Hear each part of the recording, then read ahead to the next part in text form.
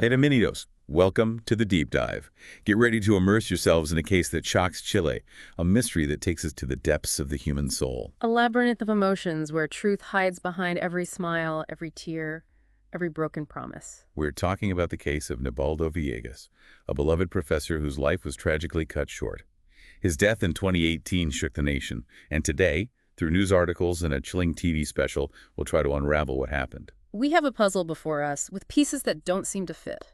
Complex relationships, lies woven like a spider web, betrayals that cut like a knife. Our mission in this deep dive is precisely that, to put the pieces together, to understand the motivations, and to enter the minds of those involved.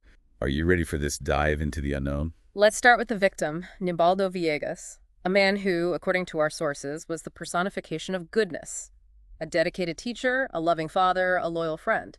In the news and the TV special, everyone agrees in describing him as an exceptional man.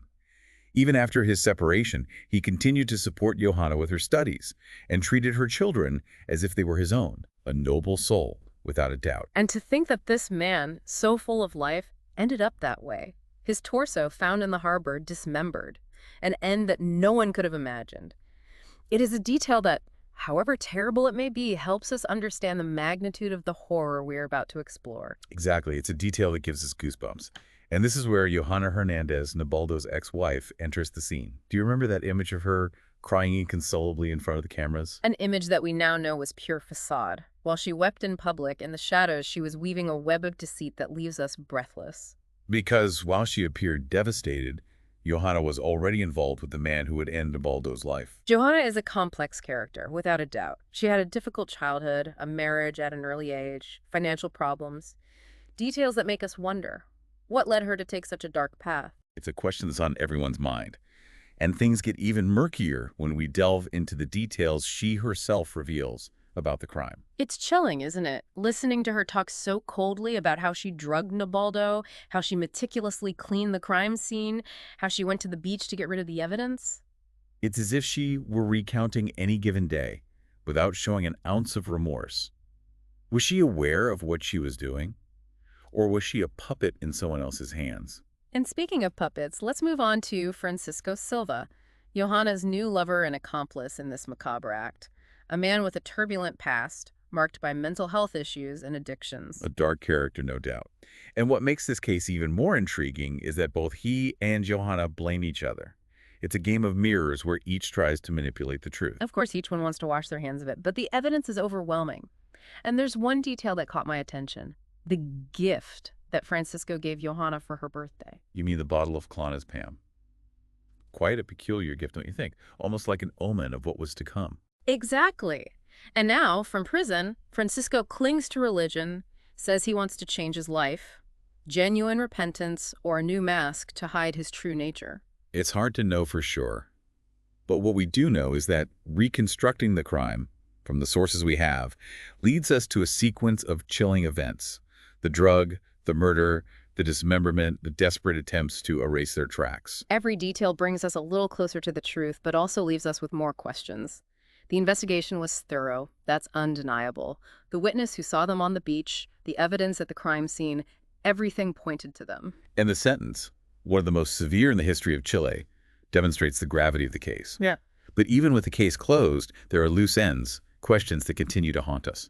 Was Johanna a victim of manipulation or a mastermind behind it all? What role did Francisco's mental instability play in this macabre plan? Tough questions, with no easy answers. And there is a phrase that Johanna uttered that left me thinking, I do not expect their forgiveness because I will not have it. What does that tell us about her? It's a phrase that chills our blood, without a doubt. But to understand its meaning, we have to delve even deeper into this case, analyze every detail, every clue, every word. And that's exactly what we're going to do next. Join us as we dive into the depths of a crime that shook Chile and continues to send chills down our spines to this day. To understand the magnitude of this tragedy, we have to go back in time. Imagine Johanna, a young woman of just 23 years old, still studying, when she meets Nibaldo. A man who, with his characteristic kindness, not only gives her emotional support, but encourages her to move forward with her education. He even goes so far as to finance her studies to become a nursing technician. It is in this context that Johanna meets Francisco Silva, the man who would change their lives forever. a chance encounter that would trigger a series of events that are hard for us to comprehend. And what strikes me is that Johanna describes the 8 years she spent with Nibaldo as a relatively stable relationship, without major conflicts. However, there is one detail that makes us doubt that version. Nibaldo filed a domestic violence complaint against Johanna, although it was later dismissed. A complaint that, added to the subsequent dispute over the family home and custody of their daughter, reveals a dynamic of power and control that could have been the breeding ground for the tragedy that was about to unfold. And this is where the story takes an even darker turn. Johanna contacts Nibaldo to celebrate his birthday at the house in Peña Blanca, the house he built with so much effort. An invitation that, in light of the facts, seems like a macabre trap to us, because Johanna had already started a relationship with Francisco, and 10 days before the birthday, they both began to plan Nibaldo's murder. Although they tried to deny it, the police and judicial investigation dismantled their alibis, revealing a meticulously organized plot. On the night of the birthday, the trap was set in motion. Johanna arrived with sushi, a malta with egg, and an additional ingredient, clonazepam, that birthday gift that Francisco had given her.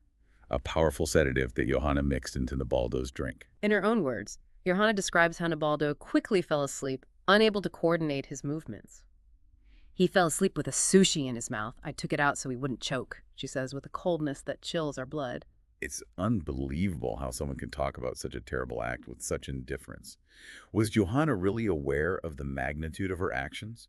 With Nibaldo unconscious, Francisco enters the scene.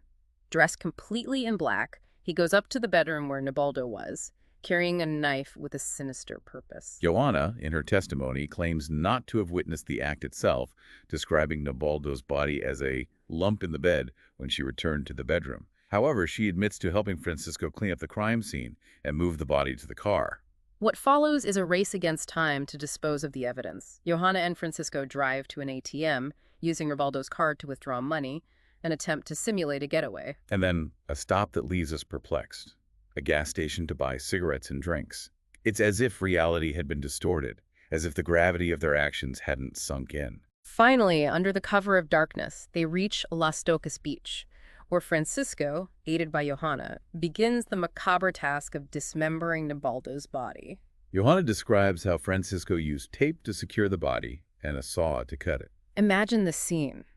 The sounds of metal against bone, the force Francisco had to use, the moans that, according to her, the body made. An image that haunts us. Yeah. That makes us question the human capacity for cruelty.